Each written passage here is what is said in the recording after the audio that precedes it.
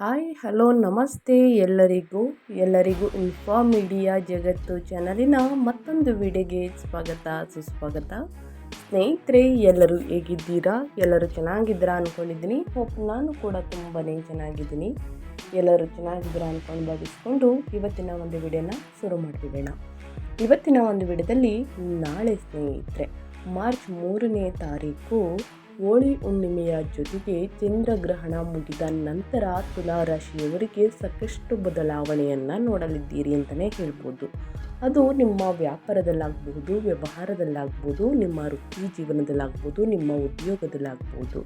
ಏನೆಲ್ಲ ಬದಲಾವಣೆಯನ್ನು ನೋಡಲಿದ್ದೀರಿ, ಯಾವುದರ ಬಗ್ಗೆ ಎಚ್ಚರಿಕೆ ವಹಿಸಬೇಕು ಅನ್ನೋದನ್ನ ಕಂಪ್ಲೀಟಾಗಿ ಇದೇ ವಿಡಿಯೋದಲ್ಲಿ ತಿಳಿಸ್ಕೊಡ್ತಾ ಹೋಗ್ತೀನಿ. ಇನ್ನು ಚಂದ್ರಗ್ರಹಣದ ಸಮಯದಲ್ಲಿ ಏನೆಲ್ಲ ಮಾಡಬಾರ್ದು, ಇನ್ನು ಮುಗಿದ ನಂತರ ಏನೆಲ್ಲ ಮಾಡಬೇಕು ಅನ್ನೋದನ್ನ ಒಟ್ಟಾರೆಯಾಗಿ ತಿಳಿಸ್ಕೊಡ್ತಾ ಹೋಗ್ತೀನಿ. ಇದನ್ನೆಲ್ಲ ಕಂಪ್ಲೀಟಾಗಿ ತಿಳ್ಕೋಬೇಕು, ಸಣ್ಣ ಪುಟ್ಟ ಪರಿಹಾರಗಳನ್ನೆಲ್ಲ ಫಾಲೋ ಮಾಡಬೇಕು ಅಂದರೆ ಎಲ್ಲೂ ಕೂಡ ವಿಡಿಯೋನ ಸ್ಕಿಪ್ ಮಾಡಬಾರ್ದು. ಅಂದರೆ ವಿಡಿಯೋನ ಕಟ್ ಮಾಡಿ ಓಡಿಸ್ಕೊಂಡು ಹೋಗಿ ನೋಡಿದ್ರೆ ಫುಲ್ ಇನ್ಫಾರ್ಮೇಷನ್ ಅರ್ಥ ಆಗಲ್ಲ. ಸೊ ಹಾಗಾಗಿ ಎಲ್ಲ ವಿಡಿಯೋದಲ್ಲೂ ತಿಳಿಸ್ತಾ ಇರ್ತೀನಿ. ಮೊದಲಿಂದ ಕೊನೆ ತನಕ ವಿಡಿಯೋನ ವಾಚ್ ಮಾಡಿ. ವಿಡಿಯೋದಲ್ಲಿ ಒಳ್ಳೆ ಮಾಹಿತಿ ಸಿಕ್ಕಿದ್ದಲ್ಲಿ ತಪ್ಪದೆ ವಿಡಿಯೋಗೊಂದು ಲೈಕ್ ಕೊಟ್ಟು, ಇನ್ನೂ ನನ್ನ ಚಾನಲ್ನ ಸಬ್ಸ್ಕ್ರೈಬ್ ಮಾಡ್ಕೊಳ್ತಾನೆ ನೋಡ್ತಿದ್ರೆ ಮೀಡಿಯಾಗೆ ಸಬ್ಸ್ಕ್ರೈಬ್ ಆಗಿ ನಿಮ್ಮ ಅಭಿಪ್ರಾಯಗಳನ್ನು ಕಮೆಂಟ್ ಬಾಕ್ಸಲ್ಲಿ ತಿಳಿಸಬಹುದು. ಯಾರೆಲ್ಲ ಸಬ್ಸ್ಕ್ರೈಬ್ ಮಾಡಿಕೊಂಡು ಪ್ರತಿನಿತ್ಯ ವಿಡಿಯೋ ವಾಚ್ ಮಾಡ್ತಾಯಿದ್ದೀರಾ ಅಂಥವರಿಗೆ ಥ್ಯಾಂಕ್ ಯು ಸೋ ಮಚ್ ಅಂತ ಹೇಳ್ತಾ, ಓಂ ನಮಃ ಶಿವಾಯ ಅಂತ ಕಮೆಂಟ್ ಮಾಡಿ.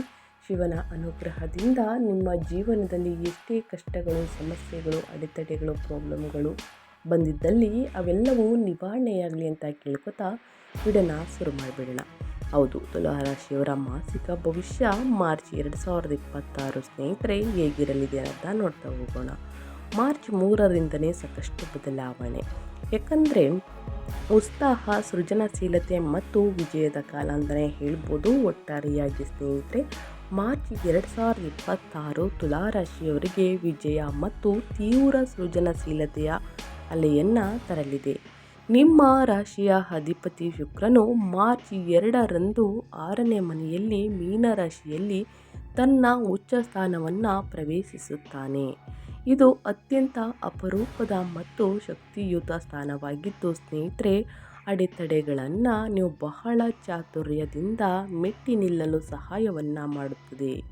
ಇದು ಅತ್ಯಂತ ಅಪರೂಪದ ಮತ್ತು ಶಕ್ತಿಯುತ ಸ್ಥಾನ ಸ್ನೇಹಿತರೆ. ಆ ಕಾರಣದಿಂದ ಏನೇ ತೊಂದರೆಗಳು ಬರಲಿ, ಯಾವುದೇ ಅಡೆತಡೆಗಳು ಬರಲಿ, ನಿಮ್ಮ ಚಾತುರ್ಯದಿಂದ ಮೆಟ್ಟಿ ನಿಲ್ಲಲು ಸಹಾಯವನ್ನು ಮಾಡುತ್ತದೆ ಉಚ್ಚ ಸ್ಥಿತಿಯಲ್ಲಿರುವಂತಹ ಶುಕ್ರನು. ಇನ್ನು ಅದೇ ಸಮಯದಲ್ಲಿ ನಿಮ್ಮ 5ನೇ ಮನೆಯು ಪ್ರೇಮ, ಸೃಜನಶೀಲತೆ, ಮಂಗಳ ಮತ್ತು ರಾಹು ಸಂಯೋಜನೆಯಿಂದ ಜಾಗೃತಗೊಂಡಿದೆ. ಇದು ನಿಮ್ಮ ಕಲಾತ್ಮಕ ಪ್ರತಿಭೆ ಮತ್ತು ಪ್ರೇಮದ ಆಸೆಗಳನ್ನು ಹೆಚ್ಚಿಸುತ್ತದೆ ಅಂತಲೇ ಹೇಳ್ಬೋದು. ಆದರೆ ಹಠಾತ್ ಹೂಡಿಕೆಗಳ ಬಗ್ಗೆ ಎಚ್ಚರಿಕೆ ನೀಡುತ್ತದೆ. 9ನೇ ಮನೆಯಲ್ಲಿರುವ ಗುರುವು ನಿಮ್ಮ ಅದೃಷ್ಟವನ್ನು ಕಾಪಾಡುವಂತಹ ದೇವದೂತನಂತೆ ಕೆಲಸ ಮಾಡಲಿದ್ದಾನೆ ಸ್ನೇಹಿತರೆ. ಒಟ್ಟಾರೆಯಾಗಿ ಹೇಳಬೇಕು ಅಂದರೆ ತುಲಾ ರಾಶಿಯವರ ಭವಿಷ್ಯ ಹೀಗಿರಲಿದೆ. ಇನ್ನು ಗ್ರಹ ಸಂಚಾರ, ಪ್ರಮುಖ ಗ್ರಹ ಸಂಚಾರ ಹೇಗಿರಲಿದೆ, ಮಾರ್ಚ್ 3ರಿಂದ ಯಾವುದರ ಬಗ್ಗೆ ಮುನ್ನೆಚ್ಚರಿಕೆಗಳನ್ನು ತೆಗೆದುಕೊಳ್ಬೇಕು, ಯಾವ ದಿನಾಂಕದಂದು ಅನ್ನೋದನ್ನ ನೋಡ್ತಾ ಹೋಗೋಣ.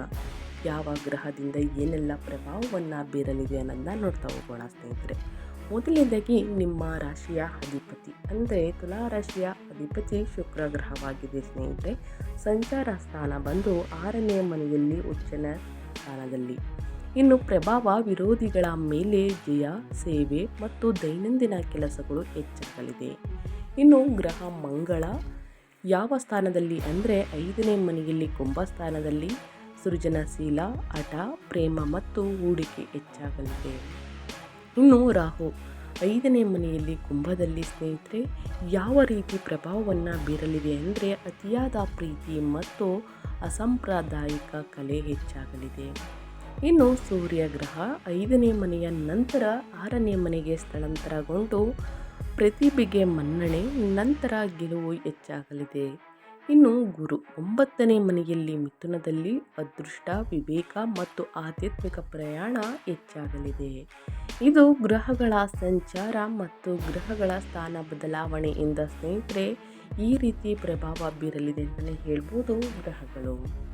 ಇನ್ನು ಅದೇ ರೀತಿ ನಿಮ್ಮ ವೃತ್ತಿ ಉದ್ಯೋಗದಲ್ಲಿ, ವ್ಯಾಪಾರ ವ್ಯವಹಾರದಲ್ಲಿ ಏನೆಲ್ಲ ಬದಲಾವಣೆಯನ್ನು ನೋಡಲಿದ್ದೀರಿ, ಯಾವುದರ ಬಗ್ಗೆ ಎಚ್ಚರಿಕೆ ವಹಿಸಬೇಕು, ಏನೆಲ್ಲ ಅದೃಷ್ಟದ ಫಲಗಳನ್ನು ಗಳಿಸಲಿದ್ದೀರಿ ಈ ತಿಂಗಳು ಅಂತ ನೋಡ್ತಾ ಹೋಗೋಣ.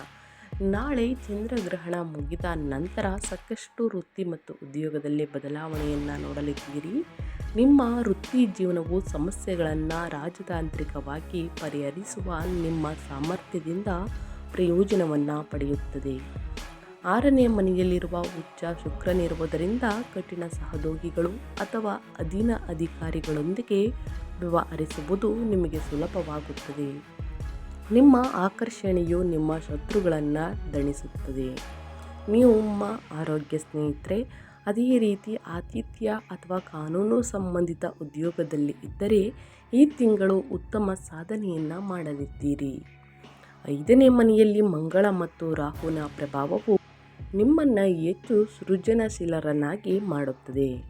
ನೀವು ವಿನ್ಯಾಸ, ಮಾರ್ಕೆಟಿಂಗ್ ಅಥವಾ ಮನೋರಂಜನಾ ಕ್ಷೇತ್ರದಲ್ಲಿ ಕೆಲಸವನ್ನು ಮಾಡುತ್ತಿದ್ದರೆ ನಿಮ್ಮ ಆಲೋಚನೆಗಳು ಬೋಲ್ಡ್ ಮತ್ತು ವಿಭಿನ್ನವಾಗಿರುತ್ತದೆ ಸ್ನೇಹಿತರೆ. ಆದರೆ ಕಚೇರಿ, ಪ್ರೇಮ ಪ್ರಕರಣಗಳ ಬಗ್ಗೆ ಎಚ್ಚರವಿರಲಿ. ವೃತ್ತಿಪರ ಮತ್ತು ವೈಯಕ್ತಿಕ ಜೀವನದ ನಡುವಿನ ಗೆರೆ ಅಸ್ಪಷ್ಟವಾಗಬಹುದು. ಹಾಗಾಗಿ ವೃತ್ತಿ, ವ್ಯಾಪಾರ ವ್ಯವಹಾರದಲ್ಲಿ ಏನೆಲ್ಲ ಬದಲಾವಣೆಯನ್ನು ನೋಡಲಿದ್ದೀರಿ ಅಂದರೆ, ವ್ಯಾಪಾರ ವ್ಯವಹಾರದಲ್ಲಿ ಸ್ನೇಹಿತರೆ ಸಾಕಷ್ಟು ಬದಲಾವಣೆಯನ್ನು ನೋಡಲಿದ್ದೀರಿ. ಮಾರ್ಚ್ ಮಧ್ಯಂತರದಿಂದ ದುಪ್ಪಟ್ಟು ಲಾಭವನ್ನು ನೋಡಲಿದ್ದೀರಿ ಸ್ನೇಹಿತರೆ. ಆದರೆ ಗ್ರಹಣದ ಸಮಯದಲ್ಲಿ ವ್ಯಾಪಾರ ವ್ಯವಹಾರದಲ್ಲಿ ಸ್ವಲ್ಪ ನಷ್ಟವನ್ನು ನೋಡಬಹುದು. ಯಾರನ್ನು ಕೂಡ ವ್ಯಾಪಾರ ವ್ಯವಹಾರದಲ್ಲಿ ಕುರುಡರಾಗಿ ನಂಬೇಡಿ. ಅದು ಫ್ಯಾಮಿಲಿಯಲ್ಲಾಗಲಿ, ನಿಮ್ಮ ಸ್ನೇಹಿತರಲ್ಲಾಗಲಿ ಅಥವಾ ಹೊರಗಿನವರಾಗಲಿ ಸ್ನೇಹಿತರೆ. ವ್ಯವಹಾರ ಮತ್ತು ವ್ಯಾಪಾರದಲ್ಲಿ ಯಾವುದೇ ಕಾರಣಕ್ಕೂ ಕುರುಡರಾಗಿ ನಂಬೇಡಿ. ಇನ್ನು ಹೊಸದಾಗಿ ಸ್ನೇಹಿತರೆ ವ್ಯಾಪಾರ ವ್ಯವಹಾರವನ್ನು ಶುರು ಮಾಡಬೇಕು ಅಂದರೆ ಗ್ರಹಣ ಮುಗಿದ ನಂತರ ಯಾವುದಕ್ಕೂ ಒಳ್ಳೆಯ ನಿರ್ಧಾರಗಳನ್ನು ಯೋಚಿಸಿ ತೆಗೆದುಕೊಳ್ಳುವುದು ಉತ್ತಮ, ಅಥವಾ ಹಿರಿಯರ ಮಾರ್ಗದರ್ಶನದಿಂದ ತೆಗೆದುಕೊಳ್ಳುವುದು ಬಹಳ ಮುಖ್ಯವಾಗುತ್ತದೆ. ಇನ್ನು ನಿಮ್ಮ ಹಣಕಾಸಿನ ಬಗ್ಗೆ ಹೇಳೋದಾದರೆ ಏನೆಲ್ಲ ಬದಲಾವಣೆಯನ್ನು ನೋಡಲಿದ್ದೀರಿ, ಯಾವುದರ ಬಗ್ಗೆ ತುಲಾರಾಶಿಯವರು ಎಚ್ಚರಿಕೆ ವಹಿಸಬೇಕು ಅಂದರೆ, ಆರ್ಥಿಕವಾಗಿ ಪರಿಸ್ಥಿತಿ ಆಶಾದಾಯಕವಾಗಿದೆ, ಆದರೆ ಶಿಸ್ತು ಅಗತ್ಯ. 5ನೇ ಮನೆಯು ಹೂಡಿಕೆ ತುಂಬ ಸಕ್ರಿಯವಾಗಿದೆ ಸ್ನೇಹಿತರೆ. ಹೆಚ್ಚಿನ ಲಾಭದ ಆಸೆಗೆ ಬಿದ್ದು ಷೇರು ಮಾರುಕಟ್ಟೆಯಲ್ಲಿ ದೊಡ್ಡ ಸಾಹಸಕ್ಕೆ ಕೈ ಹಾಕಬೇಡಿ. ಸೂರ್ಯನ ಪ್ರಭಾವದಿಂದ ಲಾಭದ ಸಾಧ್ಯತೆ ಇದ್ದರೂ ರಾಹು ಅಸ್ಥಿರತೆಯನ್ನು ತರುತ್ತಾರೆ. ಹೆಚ್ಚುವರಿಯಾಗಿ ಹೇಳಬೇಕು ಅಂದರೆ, ಹಣವಿದ್ದರೂ ಮಾತ್ರ ಹೂಡಿಕೆ ಮಾಡಿ ಸ್ನೇಹಿತರೆ. ನಿಮ್ಮ ಹತ್ರ ಹಣ ಇದ್ದರೆ ಮಾತ್ರ ಹೂಡಿಕೆಯನ್ನು ಮಾಡುವುದು ಉತ್ತಮ. ಸ್ಥಿರ ಆದಾಯದ ವಿಷಯದಲ್ಲಿ 9ನೇ ಮನೆಯ ಗುರುವು ಧನ ಹರಿವನ್ನು ಖಚಿತಪಡಿಸುತ್ತಾನೆ. 6ನೇ ಮನೆಯ ಉಚ್ಚ ಶುಕ್ರನು ನಿಮ್ಮ ದೈನಂದಿನ ಜೀವನಕ್ಕೆ ಅಗತ್ಯವಿರುವ ಐಷಾರಾಮಿ ವಸ್ತುಗಳಿಗಾಗಿ ಅಥವಾ ಆರೋಗ್ಯಕ್ಕಾಗಿ ಹಣ ಖರ್ಚು ಮಾಡುವಂತೆ ಮಾಡಲಿದ್ದಾರೆ. ಹಳೆಯ ಸಾಲಗಳನ್ನು ತೀರಿಸಲು ಇದು ಸಕಾಲ ಅಂತಲೇ ಹೇಳಬಹುದು. ತುಲಾರಾಶಿಯವರಿಗೆ ಸ್ನೇಹಿತರೆ, ಅನಗತ್ಯ ಖರ್ಚುಗಳಿಂದ ಆದಷ್ಟು ದೂರ ಬಂದರೆ ಒಳಿತು. ಯಾಕಂದರೆ ಮೊದಲನೇದಾಗಿ ಶಿಸ್ತು ಅಗತ್ಯ ಸ್ನೇಹಿತರೆ. 5ನೇ ಮನೆಯು ಹೂಡಿಕೆ ತುಂಬ ಸಕ್ರಿಯವಾಗಿರುವ ಕಾರಣ ಹೆಚ್ಚಿನ ಲಾಭದ ಆಸೆಗೆ ಬಿದ್ದು ಷೇರು ಮಾರುಕಟ್ಟೆಯಲ್ಲಿ ದೊಡ್ಡ ಸಾಹಸಕ್ಕೆ ಕೈ ಹಾಕಬೇಡಿ. ಬೇರೆಯವರ ಹತ್ರ ಸಾಲ ತೆಗೆದುಕೊಂಡು ನೀವು ಹೂಡಿಕೆಯನ್ನು ಮಾಡ್ತೀವಿ ಅಂದರೆ ಮುಂದಿನ ದಿನಗಳಲ್ಲಿ ಹಣಕಾಸಿನ ಪ್ರಾಬ್ಲಮ್ ಎದುರಾಗಲಿದೆ, ನಷ್ಟವನ್ನು ನೋಡಬೇಕಾಗುತ್ತದೆ. ನಿಮ್ಮ ಹತ್ರ ಹಣ ಇದ್ದರೆ ಮಾತ್ರ ಸ್ನೇಹಿತರೆ ಹೂಡಿಕೆಯನ್ನು ಮಾಡಿ. ಅದು ಯಾರ ಹತ್ತಿನಾದರೂ ಸಾಲವನ್ನು ತೆಗೆದುಕೊಂಡು ನೀವು ಹೂಡಿಕೆಯನ್ನು ಮಾಡ್ತೀವಿ ಅಂತಂದರೆ ಇದು ನಷ್ಟಕ್ಕೆ ದಾರಿ ಅಂತಲೇ ಹೇಳಬಹುದು. ಇದರ ಬಗ್ಗೆ ಎಚ್ಚರಿಕೆ ವಹಿಸಿ. ಧನ ಹರಿವನ್ನು ಖಚಿತಪಡಿಸುತ್ತಾನೆ. 6ನೇ ಮನೆಯ ಉಚ್ಚ ಶುಕ್ರನು ನಿಮ್ಮ ದೈನಂದಿನ ಜೀವನಕ್ಕೆ ಅಗತ್ಯವಿರುವ ಐಷಾರಾಮಿ ವಸ್ತುಗಳಿಗಾಗಿ ಅಥವಾ ಆರೋಗ್ಯಕ್ಕಾಗಿ ಹಣ ಖರ್ಚು ಮಾಡುವಂತೆ ಮಾಡಲಿದ್ದಾರೆ. ಹಾಗಾಗಿ ಅನಗತ್ಯ ಖರ್ಚುಗಳಿಂದ ಆದಷ್ಟು ದೂರವಿರಿ. ಅನಿವಾರ್ಯ ಇದ್ದರೆ ಮಾತ್ರ ಖರ್ಚು ಮಾಡುವುದು ಬಹಳ ಮುಖ್ಯ. ಇನ್ನು ನಿಮ್ಮ ಹೆಲ್ತ್ ಬಗ್ಗೆ ಹೇಳೋದಾದರೆ ಏನೆಲ್ಲ ಬದಲಾವಣೆಯನ್ನು ತುಲಾರಾಶಿಯವರು ನೋಡಲಿದ್ದೀರಿ, ಯಾವುದರ ಬಗ್ಗೆ ಎಚ್ಚರಿಕೆ ವಹಿಸಬೇಕು ಅನ್ನೋದನ್ನ ನೋಡ್ತಾ ಹೋಗೋಣ. ಶುಕ್ರನು ಉಚ್ಚನಾಗಿರುವುದರಿಂದ ಆರೋಗ್ಯವು ಸಾಮಾನ್ಯವಾಗಿ ಚೆನ್ನಾಗಿರುತ್ತದೆ. ಆದರೆ ನೀವು ಮಿತಿಮೀರಿದ ಆಹಾರ ಸೇವನೆಯ ಬಗ್ಗೆ ಜಾಗರೂಕರಾಗಿರಬೇಕು. ಸಿಹಿ ತಿಂಡಿಗಳು ಅಥವಾ ಅತಿಯಾದ ಆರಾಮದಾಯಕ ಜೀವನವು ತೂಕ ಹೆಚ್ಚಳ ಅಥವಾ ರಕ್ತದ ಸಕ್ಕರೆಯ ಸಮಸ್ಯೆಗೆ ಕಾರಣವಾಗಬಹುದು. ಹಾಗಾಗಿ ನಿಮ್ಮ ಆರೋಗ್ಯದ ಬಗ್ಗೆ ಒಂದು ಎಚ್ಚರವಿರಲಿ. 5ನೇ ಮನೆಯ ಮಂಗಳ ರಾಹು ಸಂಯೋಜನೆಯು ಹೊಟ್ಟೆ ಅಥವಾ ಜೀರ್ಣಕ್ರಿಯೆಗೆ ಸಂಬಂಧಿಸಿದ ಪಿತ್ತ ದೋಷಗಳನ್ನು ಉಂಟು ಮಾಡಬಹುದು. ಖಾರವಾದ ಆಹಾರ ಸೇವಿಸಿದರೆ ಅಸಿಡಿಟಿ ಅಥವಾ ಎದೆಯುರಿ ಸಂಭವಿಸಬಹುದು.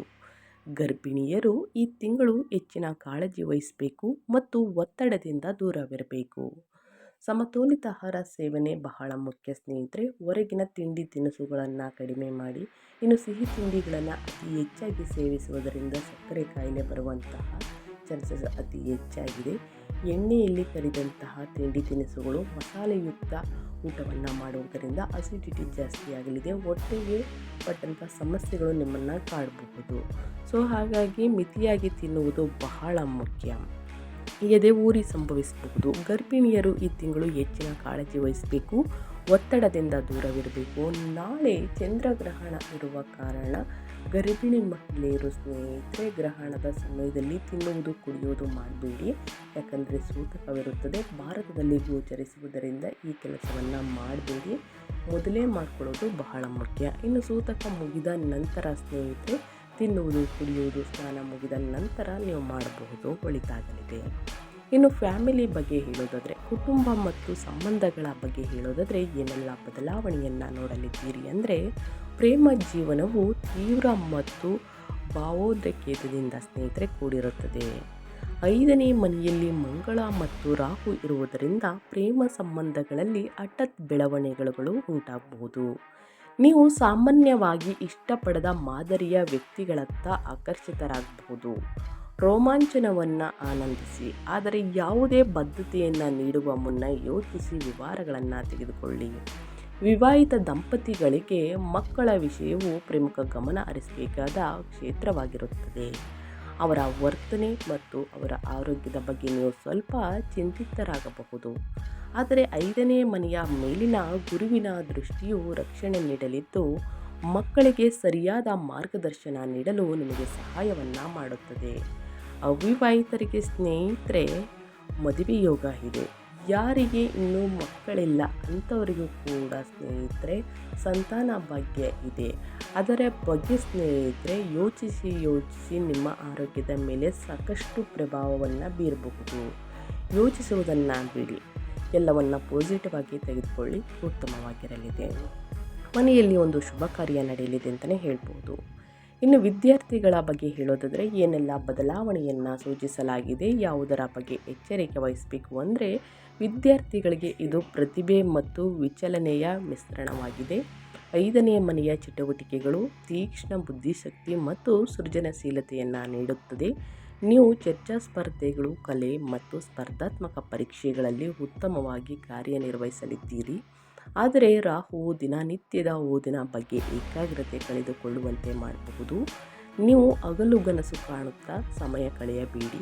6ನೇ ಮನೆಯಲ್ಲಿರುವ ಶನಿಯು ಶಿಸ್ತನ್ನು ಬಳಸಿ ನಿಮ್ಮ ಓದಿನ ವೇಳಾಪಟ್ಟಿಯನ್ನು ಕಟ್ಟುನಿಟ್ಟಾಗಿ ಪಾಲಿಸಿ ಎಂದು ಸೂಚನೆಯನ್ನು ಕೊಡುತ್ತಿದ್ದಾರೆ ಸ್ನೇಹಿತರೆ. ಮಾರ್ಚ್ ತಿಂಗಳು 2026ಕ್ಕೆ ಜ್ಯೋತಿಷ್ಯ ಪರಿಹಾರಗಳು ಏನಿದೆ ಅಂದರೆ, ತೀವ್ರವಾದ ಭಾವನೆಗಳನ್ನು ಸಮತೋಲನಗೊಳಿಸಲು ಮತ್ತು ವಿಜಯವನ್ನು ಖಚಿತಪಡಿಸಿಕೊಳ್ಳಲು ತುಲಾರಾಶಿಯವರು ನಾನು ಹೇಳುವಂತಹ ಪರಿಹಾರಗಳನ್ನು ಮಾಡಬೇಕಾಗುತ್ತದೆ. ಈ ಪರಿಹಾರಗಳನ್ನು ಮಾಡಿದ್ದಲ್ಲಿ ಕಷ್ಟಗಳು, ಸಮಸ್ಯೆಗಳು ಕ್ರಮೇಣವಾಗಿ ಕಡಿಮೆಯಾಗಲಿದೆ ಅಂತಲೇ ಹೇಳ್ಬೋದು. ಮೊದಲನೇದಾಗಿ ಮಹಾಲಕ್ಷ್ಮಿ ಆರಾಧನೆ. ಪ್ರತಿ ಶುಕ್ರವಾರ ಲಕ್ಷ್ಮೀ ದೇವಿಯನ್ನು ಪೂಜಿಸಿ ಕಮಲದ ಹೂಗಳನ್ನು ಅರ್ಪಿಸುವುದು ನಿಮ್ಮ ಉಚ್ಚ ಶುಕ್ರನ ಶಕ್ತಿಯನ್ನು ಹೆಚ್ಚಿಸುತ್ತದೆ. ಹಣಕಾಸಿನಲ್ಲಿ ಏನೇ ಸಮಸ್ಯೆಗಳಿದ್ರೂ ಕೂಡ ಕ್ರಮೇಣವಾಗಿ ನಿವಾರಣೆಯಾಗಲಿದೆ ಅಂತಲೇ ಹೇಳ್ಬೋದು. ಸೊ ಹಾಗಾಗಿ ಪ್ರತಿ ಶುಕ್ರವಾರ ಮಾಡ್ಬೋದು. ಜೊತೆಗೆ ನಾಳೆ ಚಂದ್ರಗ್ರಹಣ ಮುಗಿದ ನಂತರನೂ ಕೂಡ ಮಾಡಬಹುದು. ಇನ್ನು ಸ್ವಯಂ ನಿಯಂತ್ರಣ. 5ನೇ ಮನೆಯ ರಾಹುವನ್ನು ನಿಯಂತ್ರಿಸಲು ಪ್ರತಿದಿನ ಧ್ಯಾನ ಮಾಡಿ. ಪ್ರೇಮ ವಿಷಯದಲ್ಲಿ ಸ್ನೇಹಿತರೆ ಭಾವೋದ್ವೇಗದ ನಿರ್ಧಾರಗಳನ್ನು ತೆಗೆದುಕೊಳ್ಬೇಡಿ, ಇದು ಒಳಿತಲ್ಲ. ಸೊ ಇದರ ಬಗ್ಗೆ ಒಂದು ಎಚ್ಚರಿಕೆ ಇರಲಿ. ಇನ್ನು ದಾನ ಧರ್ಮ. ಶುಕ್ರವಾರದಂದು ಸಣ್ಣ ಹೆಣ್ಣು ಮಕ್ಕಳಿಗೆ, ಎಳೆ ಕನ್ಯೆಯರಿಗೆ ಸ್ನೇಹಿತರೆ ಸಿಹಿ ತಿಂಡಿಗಳನ್ನು ಅಥವಾ ಬಿಳಿ ಬಟ್ಟೆಗಳನ್ನು ದಾನ ಮಾಡಿ. ಇದು ನಿಮ್ಮ ಸಂಬಂಧಗಳಲ್ಲಿ ಸಾಮರಸ್ಯ ತರುತ್ತದೆ, ಸುಖ ಶಾಂತಿ ನೆಮ್ಮದಿ ನೆಲೆಸಲಿದೆ. ಸೊ ಹಾಗಾಗಿ ಈ ಒಂದು ಪರಿಹಾರವನ್ನು ಕೂಡ ಮಾಡಬಹುದು. ಇನ್ನು ಆರೋಗ್ಯದ ಬಗ್ಗೆ. ದೇಹದ ಉಷ್ಣತೆಯನ್ನು ಸಮತೋಲನದಲ್ಲಿಡಲು ಸಾಕಷ್ಟು ನೀರನ್ನು ಕುಡಿಯಿರಿ. ಮಸಾಲೆಯುಕ್ತ ಆಹಾರ ಸೇವನೆಯನ್ನು ಮಾಡೋದಕ್ಕೆ ಹೋಗಬೇಡಿ. ಅತಿಯಾದ ಮಸಾಲೆ ಪದಾರ್ಥಗಳನ್ನು ತಪ್ಪಿಸಿ ಸ್ನೇಹಿತರೆ. ಈ ತಿಂಗಳು ಅಂತಲ್ಲ, ಯಾವಾಗಲೂ ಮಸಾಲೆಯುಕ್ತ ಆಹಾರವನ್ನು ತಪ್ಪಿಸುವುದು ಸೂಕ್ತ. ಈ ಸಣ್ಣ ಪುಟ್ಟ ಸಮಸ್ಯೆಗಳು ಏನೇ ಬಂದರೂ ಸ್ನೇಹಿತರೆ, ಭಯಪಡುವುದನ್ನು ಮೊದಲನೇದಾಗಿ ಬಿಡಿ. ಇನ್ನು ಬಡವರಿಗೆ, ನಿರ್ಗತಿಕರಿಗೆ ನಿಮ್ಮ ಕೈಯಲ್ಲಾದಷ್ಟು ಹಣ ಸಹಾಯವನ್ನು ಮಾಡುವುದು, ಆಹಾರದ ಧಾನ್ಯಗಳನ್ನು ಅನ್ನದಾನ ಮಾಡುವುದು, ಈ ರೀತಿ ನಿಮ್ಮ ಜೀವನದಲ್ಲಿ ಅಳವಡಿಸಿಕೊಳ್ಳಿ ಸ್ನೇಹಿತರೆ. ಉತ್ತಮ ರಿಸಲ್ಟನ್ನು ನೋಡಲಿದ್ದೀರಿ ಅಂತಲೇ ಹೇಳ್ಬೋದು. ಈ ಸಣ್ಣ ಪುಟ್ಟ ಪರಿಹಾರವನ್ನು ಮಾಡಿ ಅಂತ ಹೇಳ್ತಾ ನಾನು ವಿಡಿಯೋನ ಎಂಡ್ ಮಾಡ್ತಾ ಇದ್ದೀನಿ. ದಯವಿಟ್ಟು ಇವತ್ತಿನ ಒಂದು ವಿಡಿಯೋದಲ್ಲಿ ಒಳ್ಳೆಯ ಮಾಹಿತಿ ಸಿಕ್ಕಿದ್ದಲ್ಲಿ, ಈ ವಿಡಿಯೋ ಯೂಸ್ಫುಲ್ ಅನಿಸಿದ್ದಲ್ಲಿ ವಿಡಿಯೋಗೆ ಇನ್ನೂ ಲೈಕ್ ಮಾಡ್ದೇ ನೋಡ್ತಿದ್ರೆ ದಯವಿಟ್ಟು ಲೈಕ್ ಮಾಡಿ. ಇನ್ನೂ ನನ್ನ ಚಾನಲ್ನ ಸಬ್ಸ್ಕ್ರೈಬ್ ಮಾಡ್ಕೊಂಡಿಲ್ಲ ಅಂದರೆ ಇನ್ಫೋ ಮೀಡಿಯಾಗೆ ಸಬ್ಸ್ಕ್ರೈಬ್ ಆಗಿ ನಿಮ್ಮ ಅಭಿಪ್ರಾಯವನ್ನು ಕಮೆಂಟ್ ಬಾಕ್ಸಲ್ಲಿ ತಿಳಿಸಿ ಅಂತ ಹೇಳ್ತಾ, ಓಂ ನಮಃ ಶಿವಾಯ ಅಂತ ಕಮೆಂಟ್ ಮಾಡಿ. ಶಿವನ ಅನುಗ್ರಹದಿಂದ ನಿಮ್ಮ ಜೀವನದಲ್ಲಿ ಕಷ್ಟಗಳು, ಸಮಸ್ಯೆಗಳು, ಅಡೆತಡೆಗಳು ಏನೇ ಇದ್ದರೂ ಕೂಡ ಸಂಪೂರ್ಣವಾಗಿ ನಿವಾರಣೆಯಾಗಲಿ ಅಂತ ಹೇಳ್ತಾ, ಮತ್ತೊಂದು ವಿಡಿಯೋ ಜೊತೆ ಮತ್ತೊಂದು ಹೊಸ ಭವಿಷ್ಯದಲ್ಲಿ ಹೊಸ ಅಪ್ಡೇಟಲ್ಲಿ ಸಿಗ್ತೀನಿ. Thank you for watching.